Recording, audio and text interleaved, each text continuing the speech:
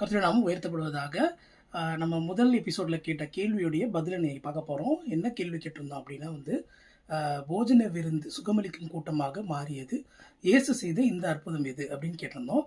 அதோடைய விடை பார்த்தீங்கன்னா, நீர்க்கோவை வியாதி உள்ளவனுக்கு சுகமளித்த அந்த நிகழ்வு தான். அது லூக்கா 14:1-4 வசனங்களில் நம்ம வாசிக்கிறோம். லூக்கா 14:1-4 வசனங்களில் நம்ம வாசிக்கிறோம்.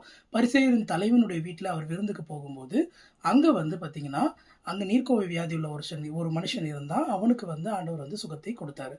ஸோ அதுதான் அதோடைய ஆன்சர். ஸோ இரண்டாவது கேள்வி இன்றைக்கி நான் கேட்க போகிறேன். இரண்டாவது கேள்வி என்னென்னா,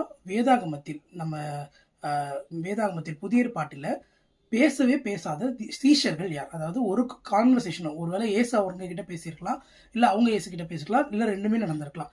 அப்படி ஒரு கான்வர்சேஷன் கூட இல்லாத சீஷர்கள் எத்தனை பேர்? அதுதான் உங்களுடைய கேள்வி. விடையை அடுத்த எபிசோடில் நம்ம பார்க்கலாம். Praise the lord. God bless you.